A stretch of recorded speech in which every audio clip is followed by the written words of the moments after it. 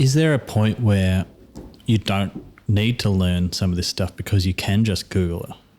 Are we moving into a world where you're plugged into the computer? But I guess that's where the concepts become even more important, because that will be the last thing that robots are able to do, is that level of abstraction and deal with complex inputs. They actually touch on this in the book, and I've got a mini prediction coming out of this. Dangerous territory. Go for it.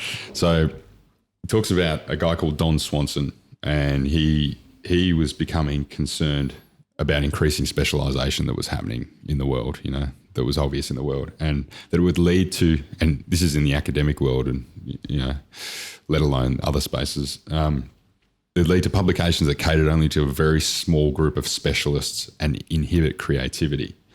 The disparity between the total quantity of recorded knowledge and limited human capacity to assimilate it not only was enormous, but grows unremittingly, I should say. So he was wondering, how can frontiers be pushed if one day it will take a lifetime just to reach that level of specialisation in a domain? And so the way I saw this, which certainly isn't new, but is that we're already dealing with this, and we're already dealing with this. Like, who doesn't use a computer at work now?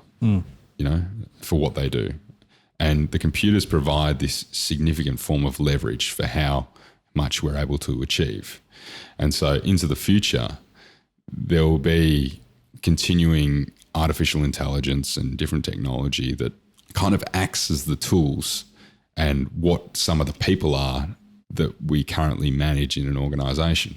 So some of the people that we manage in an organisation are going to continue to be replaced by technology, but it doesn't mean that we can't still be managing the same number of people. It's just that you'll be having your own technology that you're leveraging, and every single one of those people will have their technology that they're leveraging, which is doing work that used to be done by people in the same positions. We're already in that place, but that's going to just continue to increase, which means that the computers become the specialists and the people, the workers, become the puppeteers. Yeah, that's interesting. Don't know what happens after the singularity, mate, but that's the point of that. Who knows? Domain tech. Yeah, that's some pretty deep thinking. And just to touch on, because we've touched on him about 6 times this episode already, so what's another one here? Taleb, is what happens when a black swan occurs in those situations. In those situations, when the tiny little flaws in each of those various technologies kind of align themselves, which doesn't happen very often, but might happen, but it just takes a lot more time to happen. As a result, the impacts would be, I don't know what the impacts would be, but it would have to be significant. Yeah. Because because you're in a leveraged world. You're not in a world of dealing with what the human mind can.